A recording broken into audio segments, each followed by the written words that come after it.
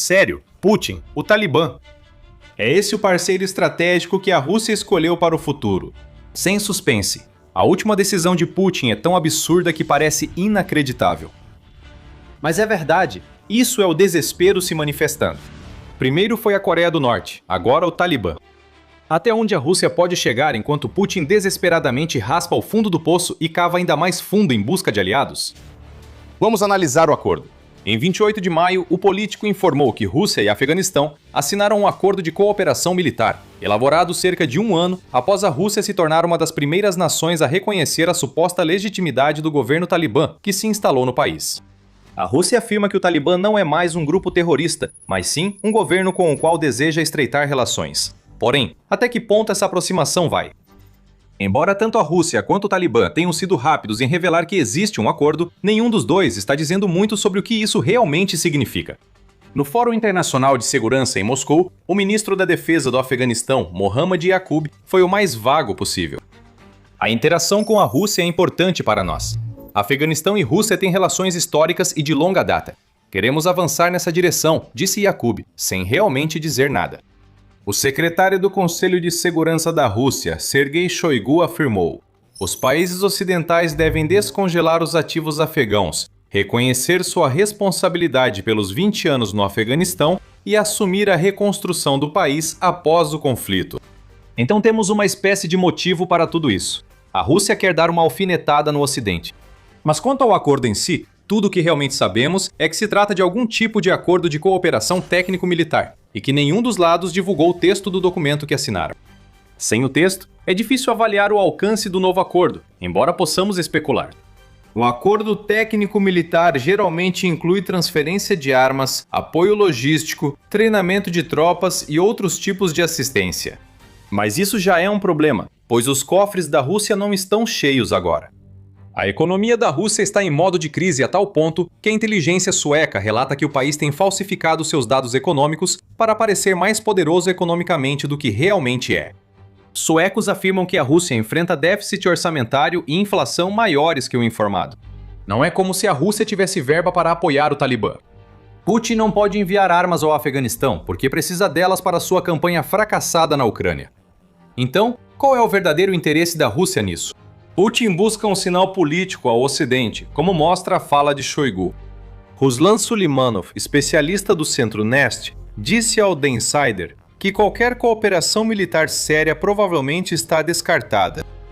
Isso é uma medida simbólica para mostrar que Moscou não abandona o Talibã e que a cooperação inclui ações, não só palavras. Porém, na prática, não existirá aliança ou coalizão militar como com a Coreia do Norte, diz Sulimanov. O The Independent relata que Shoigu afirmou que a Rússia considera inaceitável a criação de estruturas militares dos Estados Unidos e da OTAN no Afeganistão ou países vizinhos.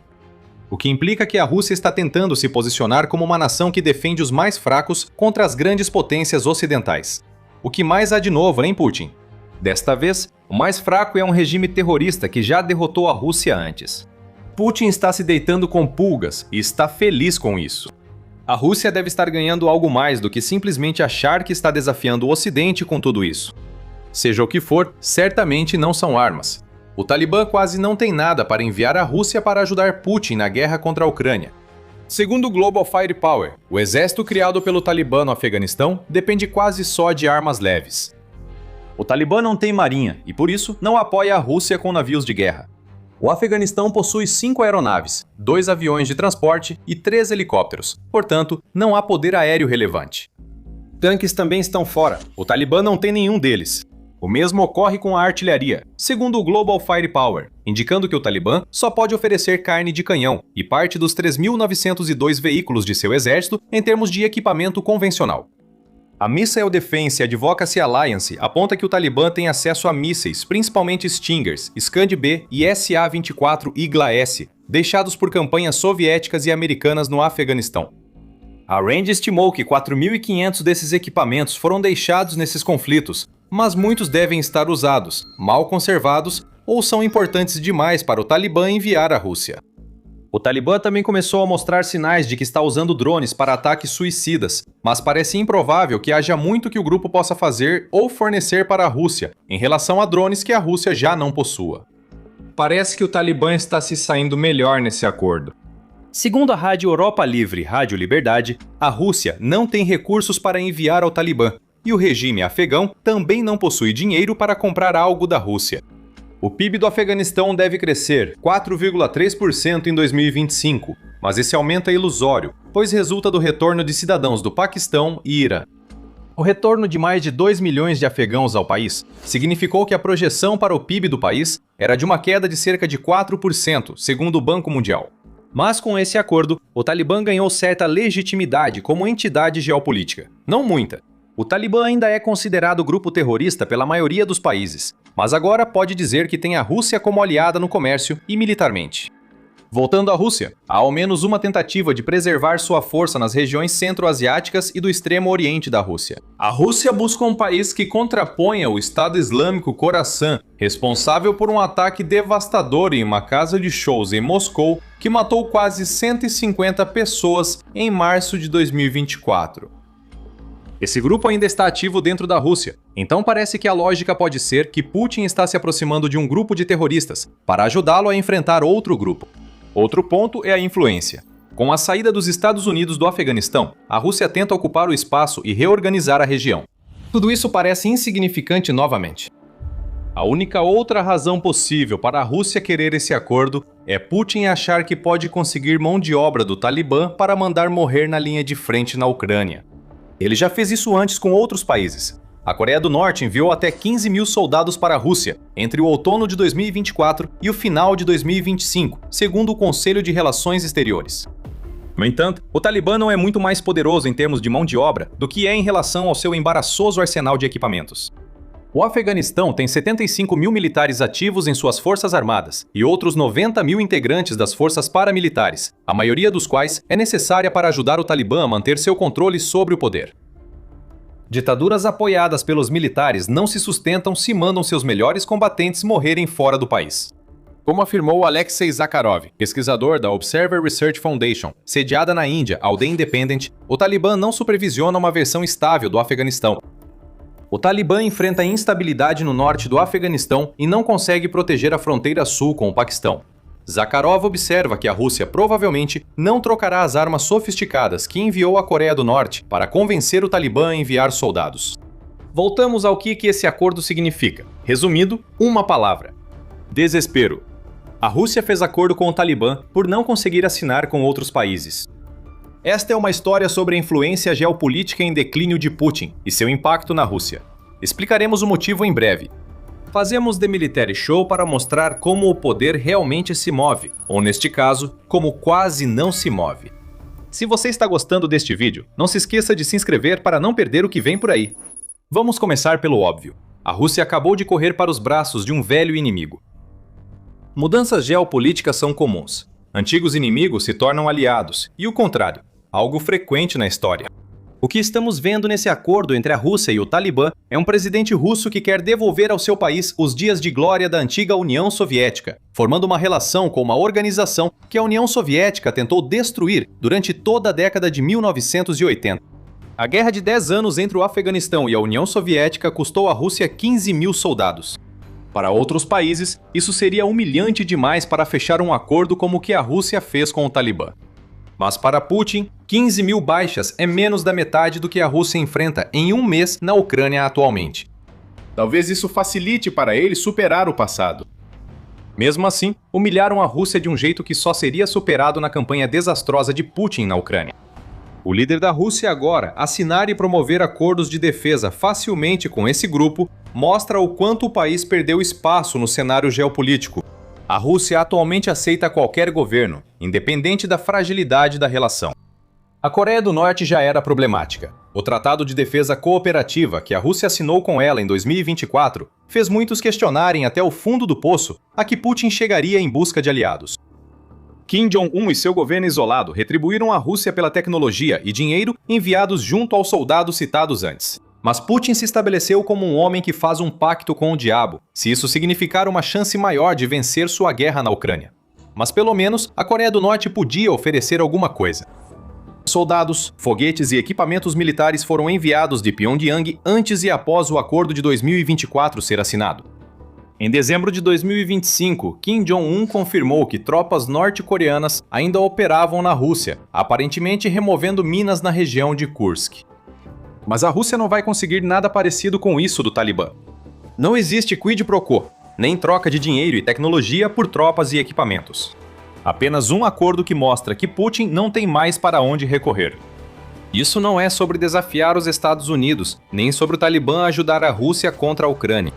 Esse acordo é o último suspiro de um líder russo que viu sua influência global desmoronar. Nos últimos anos, Putin não teve sucesso em seu objetivo de tornar a Rússia o centro de uma nova ordem mundial. Quando Putin apoia um regime hoje, ele geralmente entra em colapso. Vimos isso na Síria no final de 2024. A queda do regime de Assad levou a Rússia a perder muito prestígio, já que as armas e o apoio que Moscou havia fornecido àquele regime não serviram para absolutamente nada para impedir uma rebelião que acabou levando Bashar al-Assad a fugir para salvar a própria vida. Na Venezuela, Putin transformava o ditador Nicolás Maduro em aliado. Segundo o Centro de Análise de Políticas Europeias, após a invasão da Ucrânia, as relações russas com a Venezuela se aprofundaram, incluindo a assinatura de um acordo de parceria de 10 anos. Tudo isso virou pó quando os Estados Unidos removeram Maduro do país que ele liderava, deixando Putin sem um aliado importante na América do Sul. Após a Operação Epic Fury eliminar o ex-líder supremo iraniano Ali Khamenei nas primeiras 24 horas, Putin provavelmente se perguntou para onde recorrer em seguida. Todos os aliados da Rússia estavam sendo tirados da equação. Isso deixa Putin com a Coreia do Norte e agora o Talibã no Afeganistão. Não é uma lista de grande influência geopolítica, apesar das afirmações da Rússia. A falta de influência global de Putin já havia sido exposta. Agora, a ferida aberta do fracasso da Rússia está totalmente à mostra para o mundo inteiro ver, enquanto a Rússia fecha um acordo com o Talibã. E como Putin provou em todas as ocasiões em que suas alianças desmoronaram, a Rússia parece não conseguir fazer nada sobre sua influência em declínio, além de repetir discursos vazios. Não houve tentativas reais de restaurar regimes pró-Rússia na Síria, Venezuela ou Irã. A Rússia já não possui mais essa influência. Agora, só é possível fortalecer uma ordem regional fragmentada ao se aliar a regimes que já se opuseram à Rússia antes. Isso não é diplomacia. É o desespero de um líder que sabe que o tempo está se esgotando para o seu governo. E a China? Esse é um dos grandes aliados em que Putin pode apostar. De certa forma, é verdade que a China forneceu à Rússia componentes de uso duplo, frequentemente usados em armas e drones na Ucrânia. Também é verdade que a China é a maior compradora de petróleo russo do mundo, o que mantém o dinheiro entrando no caixa de guerra de Putin. Mas Xi Jinping não é o aliado que Putin queria. A China não fez acordos de defesa com a Rússia, como os que está assinando com o Talibã. Putin não pode simplesmente conseguir o que quer da China com facilidade. Isso ficou claro na visita diplomática de Putin a Pequim em maio. Embora essa visita tenha resultado na assinatura de mais de 20 acordos sobre tecnologia e comércio, segundo a BBC, ela também terminou sem nenhum sinal de que o gasoduto que Putin quer para ligar a Rússia e a China esteja mais perto de ser concretizado. Putin precisa aceitar que a China não considera a Rússia uma aliada de fato. Pequim enxerga Moscou como uma ferramenta para obter petróleo barato e fazer manobras geopolíticas. Ferramentas são descartadas quando inúteis. Putin sabe que Xi detém todo o poder na relação com a China e poderia cortar tudo sem sofrer consequências reais, caso Putin o irrite. Esse relacionamento segue os termos da China, pois a Rússia responde por só 4% do comércio internacional chinês, embora Pequim seja vital para os planos de Putin. A China pode sobreviver e provavelmente até prosperar sem a Rússia. O mesmo não pode ser dito ao contrário.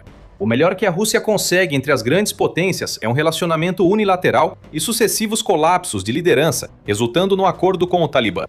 Como se não bastasse Putin ter de buscar aliados tão improváveis, o novo acordo da Rússia ocorre justamente quando a Ucrânia cresce como potência no Oriente Médio. Enquanto a Rússia busca se proteger na Ásia Central, a Ucrânia firma acordos de defesa de 10 anos com a Arábia Saudita, Catar e Emirados Árabes Unidos. E a Ucrânia está realmente conseguindo algo com esses acordos. As nações do Golfo, também alvos dos drones Shahed usados pela Rússia na Ucrânia, trocam petróleo, dinheiro e possivelmente equipamentos militares pela experiência ucraniana no combate a esses drones. Esse contraste revela como a Rússia está caindo na hierarquia global. Putin assina acordos sem vantagens para a Rússia, só para obter um aliado que ninguém mais quer. A Ucrânia firma acordos como parceira em pé de igualdade, reconhecida por ajudar grandes nações a se proteger. Essas duas coisas são diferentes. O acordo da Rússia com o Talibã não traz benefícios à Rússia, mas permite ao Talibã se exibir como governo legítimo. Putin está mais enfraquecido do que nunca, afirmou a chefe de política externa da União Europeia, Kaja Kallas, em 11 de maio, e ele demonstrou isso com este acordo. A Rússia está implorando pelas migalhas da mesa geopolítica, enquanto a Ucrânia ocupou um lugar que nunca deveria ocupar. O Talibã não é um parceiro sério para a Rússia. Eles são simplesmente um sinal de que a Rússia caiu tanto que talvez nunca consiga se reerguer novamente. E nós sabemos com certeza que o Talibã não vai conseguir fazer nada para ajudar a Rússia a reverter o rumo que ela está tomando na Ucrânia neste momento. Enquanto Putin assina acordos com regimes isolados, a Ucrânia está fazendo um pouco de isolamento por conta própria. E esse isolamento ocorre na Crimeia ocupada. A ponte terrestre crucial da Rússia para a Crimeia foi cortada, deixando 1,5 milhão de russos buscando a ajuda de seu líder enfraquecido. Isso faz parte do plano da Ucrânia para retomar a Crimeia. Assista ao nosso vídeo para saber o motivo. E se você gostou deste vídeo, não se esqueça de se inscrever no The Military Show para acompanhar mais da nossa cobertura sobre os últimos acontecimentos em geopolítica. E como sempre, obrigado por assistir.